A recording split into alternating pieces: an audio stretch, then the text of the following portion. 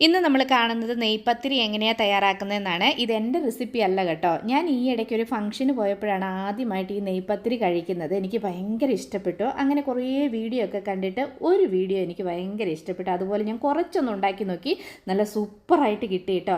അപ്പം ഞാനിപ്പം കുറച്ച് കൂടുതൽ ക്വാണ്ടിറ്റിയിൽ ഉണ്ടാക്കി നിങ്ങളെയും കൂടെ കാണിക്കാനായിട്ട് വീഡിയോ എടുത്തിട്ടുണ്ട്. ആദ്യം ഒരു പാത്രത്തിലേക്ക് 2 കപ്പ് റേഷനരി എടുത്തിട്ടുണ്ട്. റേഷൻ പുഴുക്കലരി.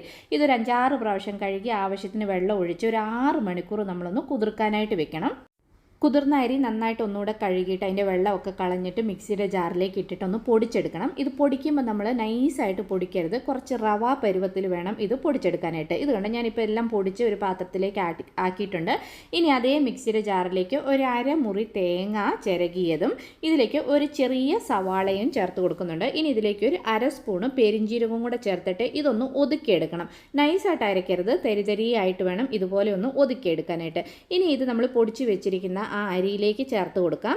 ഇനി ഇത് നന്നായിട്ട് ബ്ലെൻഡ് ആകാനായിട്ട് ഇതിലേക്ക് നമ്മൾ 2 സ്പൂണ് അരിപ്പൊടി കൂടെ ചേർത്ത് കൊടുക്കണം. ഇനി ആവശ്യത്തിനുള്ള ഉപ്പും ചേർത്തിട്ട് വെള്ളം ഒന്നും ചേർക്കാതെ ഇത് നന്നായിട്ട് കൈകൊണ്ടൊന്ന് മിക്സ് ചെയ്ത് യോജിപ്പിക്കണം. ആദ്യം നമ്മൾ വെള്ളം ഒന്നും ചേർക്കരുത്, ഇതുപോലെ കൈകൊണ്ടെല്ലാം നന്നായിട്ട് മിക്സ് ചെയ്ത് യോജിപ്പിച്ചിട്ട് ഇതുപോലെ ഒന്ന് പതുക്കെ പതുക്കെ ഉരുട്ടിയെടുക്കണം. പിന്നെ ഒരു കുറച്ച് വെള്ളം ഒന്ന് തളിച്ചു കൊടുത്തിട്ട് ഇതുപോലെ മാവ് എല്ലാം നമ്മൾ ഉരുട്ടി ഇതുപോലെ നമ്മൾ ആക്കിയെടുക്കണം. ഇത് കണ്ടോ, നന്നായിട്ട് നമുക്കിപ്പോൾ ചപ്പാത്തി പൂരിയുടെ മാവൊക്കെ ഒന്ന് ഉരുട്ടിയെടുക്കാൻ പറ്റുമല്ലോ, അതുപോലെ നമുക്ക് മാവ് നന്നായിട്ട് ഇതുപോലെ മിക്സ് ചെയ്ത് എടുക്കാൻ പറ്റും. ഇനി ഈ മാവ് നന്നായിട്ട് മിക്സ് ചെയ്ത് നല്ല സോഫ്റ്റ് ആകണം. നല്ല സോഫ്റ്റ് ആകും, കുറച്ച് നേരം ഇങ്ങനെ നമ്മൾ മിക്സ് ചെയ്ത്. ഇത് കണ്ട നന്നായിട്ട് സോഫ്റ്റായി. ഇനി നമ്മളിതിനെ ഉരുളയാക്കി എടുത്ത് വെക്കണം. തീരെ ചെറുതല്ല, പൂരിയേക്കാളും കുറച്ച് നമ്മളൊരു ചപ്പാത്തിയൊക്കെ പരത്താനായിട്ട് ഉരുള എടുക്കുള്ളൂ, അതുപോലെ എല്ലാം ഒന്ന് ഉരുട്ടി വെക്കുക. എന്നിട്ട് ഒരു പ്ലാസ്റ്റിക് കവർ എടുത്തിട്ട് കവറിലേക്ക് നമ്മൾ കുറച്ച് എണ്ണയൊന്ന് ഇങ്ങനെ ആക്കി കൊടുക്കണം.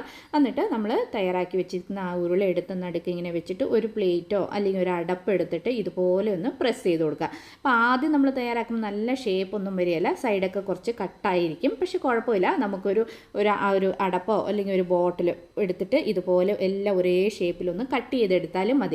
ഇതുകൊണ്ട് ഞാനിപ്പോൾ ഇങ്ങനെ കട്ട് ചെയ്താണ് എടുത്തിരിക്കുന്നത്. ഇതുപോലെ നമുക്ക് എല്ലാം ഒന്ന് റെഡിയാക്കാം. ഈ ഒരു തിക്നെസ്സിൽ വേണം, അധികം വണ്ണം കുറഞ്ഞു പോകാൻ പാടില്ല. ഇനി എണ്ണ നന്നായിട്ട് ചൂടായി കഴിയുമ്പം നമ്മൾ തയ്യാറാക്കി വെച്ചിരിക്കുന്ന പത്തിരി എണ്ണയിലേക്ക് ഇട്ട് കൊടുക്കാം. എണ്ണ നന്നായിട്ട് ചൂടാകണം, നല്ല ഫുൾ ഫ്ലെയിമിൽ വേണം വെക്കാനായിട്ട്.